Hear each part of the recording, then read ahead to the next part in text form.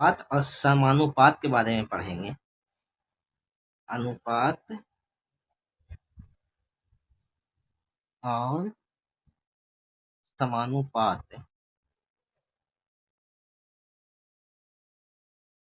सबसे पहले जानते हैं कि अनुपात और समानुपात कहते किसको है। ठीक है, एक वीडियो में पूरा अनुपात और समानुपात का क्वेश्चन आपसे बनने लगेगा, एक ही वीडियो से। ठीक है, तो सबसे पहले आपको ध्यान से देखना है कि अनुपात किसको कहते हैं। तो देखिए 5x अनुपात 5, ये अनुपात में है, यानी x/5।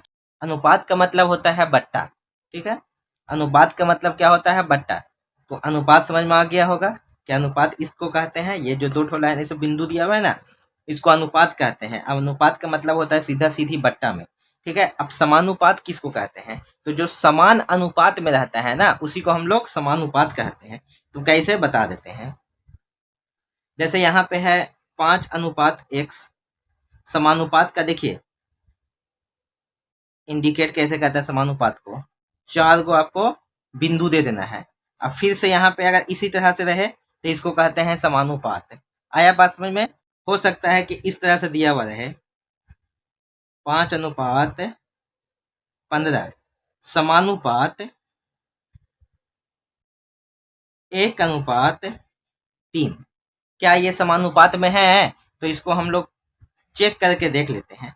तो 5/15 समानुपात 1:3। तो 5 एकम 5, 5 तिया 15। हाँ, ये समानुपात में है। ठीक है, तब इसको हम थोड़ा सा मिटा देते हैं। अब क्वेश्चन की तरफ चलते हैं डायरेक्ट। तो अनुपात और समानुपात तो समझ में आ गया, क्वेश्चन देखते हैं कैसे रहेगा। तो मान लेते हैं क्वेश्चन दिया हुआ है a अनुपात b बराबर 5:9। उसके बाद मान लेते हैं दे दिया है b अनुपात c बराबर 6:11। आपको निकालना है a अनुपात c, दूसरा a अनुपात b अनुपात c, इसको निकालना है। तो इसको आप आज के बाद कभी घबराइएगा नहीं, यही ट्रिक के साथ बताएंगे तो क्लियर हो जाएगा। ठीक, तो सबसे पहले आपको लिखने का तरीका आपको देख लेना है कैसे लिखना है। a अनुपात b है ना, a अनुपात b कितना दिया हुआ है? 5:9। उसके बाद दिया हुआ है b अनुपात c, तो यहाँ पर दिया हुआ है 6:11। अब ऐसे लिखने का तरीका सबसे पहले सीख लेना है। तो उम्मीद करते हैं लिखने का तरीका भी आपको मालूम हो गया होगा। तो जब लिखने का तरीका मालूम हो गया तब इसको बनावेंगे कैसे। देखिए सबसे पहले a है 5, इसका मतलब तो यही ना है, a 5 है, b यहाँ पे 9 है, यहाँ पे b 6 है और c 11 है। एक जैसा कॉमन आ गया है, यहाँ पे b दोनों अलग अलग है, तो ये संभव नहीं है। तो सबसे पहले हमको करना क्या है, ये दोनों को बराबर करना है। किसी तरीका से भी आप बराबर कर देते हैं, दोनों b का मान सेम आ जाता है, तब समझ लीजिए आप सीख गए हैं। तो इसको कैसे बराबर करते हैं आइए देख लेते हैं। कुछ नहीं दिमाग लगाना है, कोई कुछ नहीं करना है। 6 यहाँ पे है और यहाँ पे 9 है, इसको अगर 6 से गुना कर देते हैं, इसको अगर 9 से गुना कर देते हैं, तब बताइए 6×9 = 54 हुआ या नहीं हुआ? यहाँ भी 6×9 = 54 हो गया बराबर। अब देखना है आगे कि यहाँ पे 9 से किए हैं तो यहाँ भी 9 से गुना कर देंगे। ठीक है, यहाँ पे 6 से किए हैं तो यहाँ भी 6 से कर देंगे। अगर ये ट्रिक सीख गए तो जितना भी भारी मैथ रहेगा आप सब सीख ले आइएगा। ठीक है, सब बनेगा।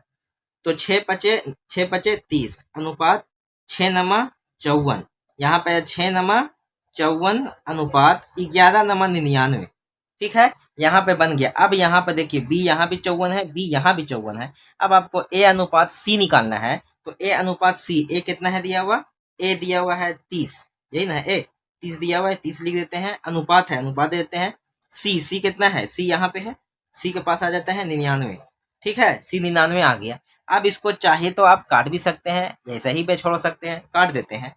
ठीक है, 3 एकम 3, 3 दहा का 30, 3 तिया 9, 10:33। ये हम लोग को आंसर हो गया ये वाला, a अनुपात c, ये बन गया।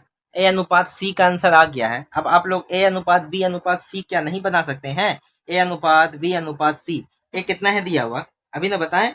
a है 30, b कितना है? 54, c कितना है? 99। ठीक है, अब 3 से कटता है तो काट दीजिए, 3 दहा के 30 और 3 से 3 एकम 3 और 3 × 8 = 24, 3 तिया 9, 3 तिया 9। यानी कि देखिए ए अनुपात बी अनुपात सी का मान ये आ गया और ए अनुपात सी का मान ये आ गया। तो इस तरह का प्रश्न आप लोग से बन जाएगा। एक प्रश्न और ले लिया जाता है, थोड़ा दूसरा टाइप का क्वेश्चन ले लेते हैं।